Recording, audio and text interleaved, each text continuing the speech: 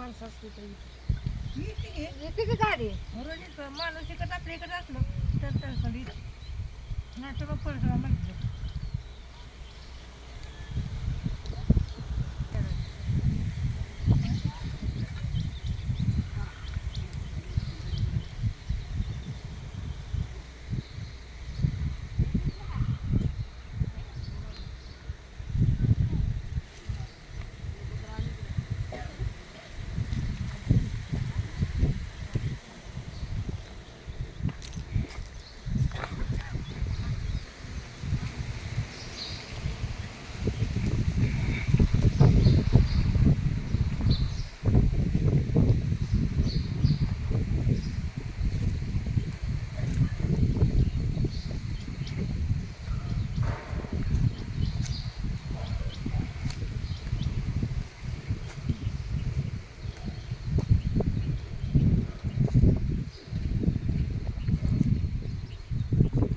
हे आहे आधुनिक शेती करण्यासाठी ड्रिपचं साहित्य.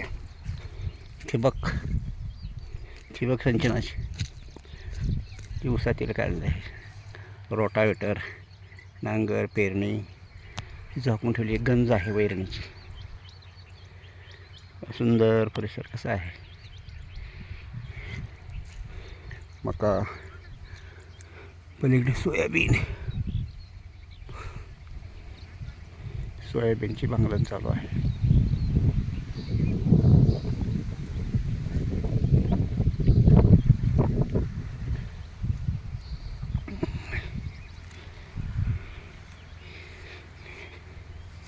गाईचं गोटा किंवा आता शेळी म्हणलं जाते.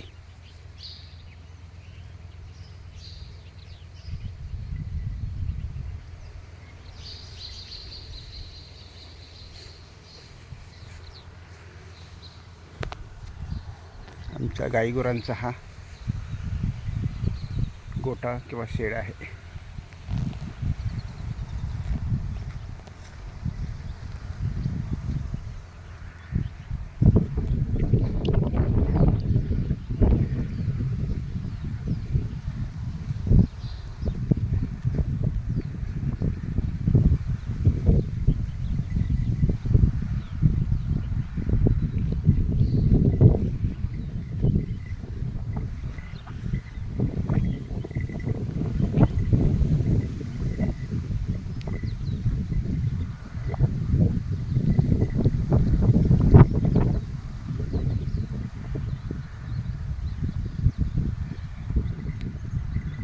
ती पठार म्हणजे डोंगरावरती पवनचक्की आहेत. मला वाटते बहुतेक कॅच करत नाही कॅमेरा.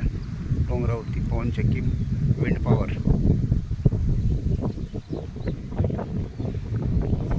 या सर या आली आली आली आली आली आली आली आली.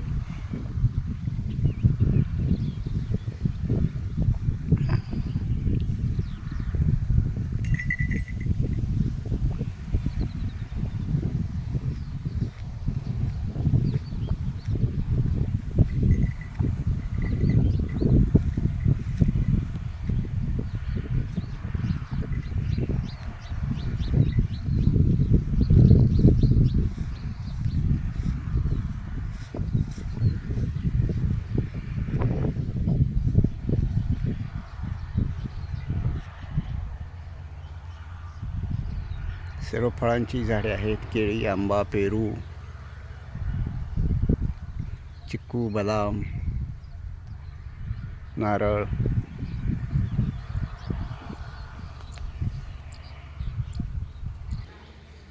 आमच्या गाईची दावण. इथे गाई बांधल्या जातात.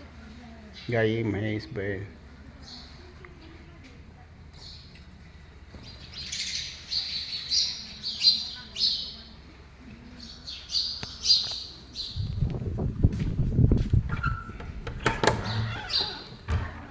इथे कामगार राहण्यासाठी खोली आहे. आपल्या घरच्यासाठी जेवढ्या सोयी आहेत तेवढ्या सर्व कामगारासाठी छोटी जी फिक्स कामगार आहेत त्यांच्यासाठी सर्व साहित्यासहित आपण देतो. म्हणून कामगार काम करतात पूर्णपणे.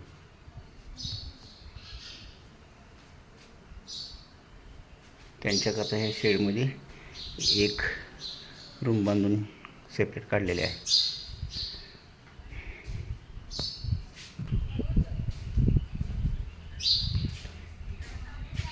कांद्याच्या बियाणासाठी म्हणजे कांदे ठेवलेले असतात. पुन्हा हे अर्धे करून चिरून पुन्हा त्याचे लावले आणि त्याच्यापासून येणारं बियाणं असतं ते बियाणं पकडलं जातं.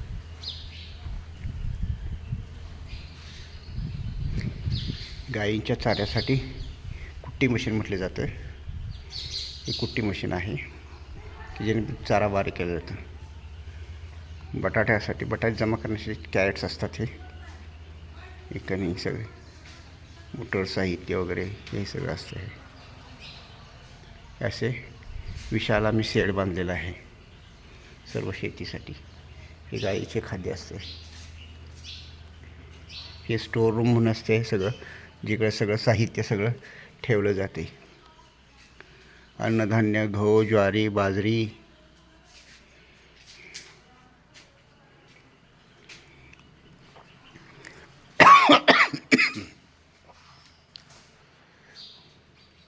शेती साहित्य. हा लसूण असतो घरचा. लसूण वर्षभर आपल्या पुरेल असा घरच्या पुरता लसूण केला जातो. हा लसूण आहे. 50 हॉर्स पॉवरची ही मोटर आहे. येरळवाडी तलाव्यातून महाराष्ट्र सरकार पाटबंधारे खाते यांच्या परवान्यानुसार पाणी परवाना घेऊन 11 किलोमीटर पाईपलाईन आणलेली आहे. त्याकरता दोन स्टेजवरती अशा 50-50च्या मोटरा टाकलेल्या आहेत. एकंदर 11 किलोमीटर पाईपलाईन, 11 किलोमीटर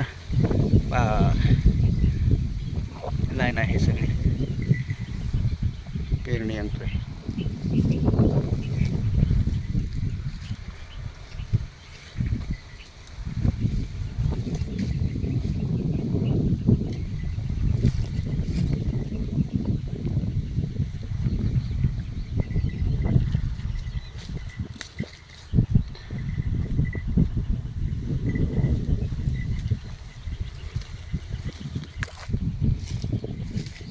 खताने पेरणी करण्यासाठी 2 माणसं, एकाने खताने एकाने बियाणं पेरलं जातं.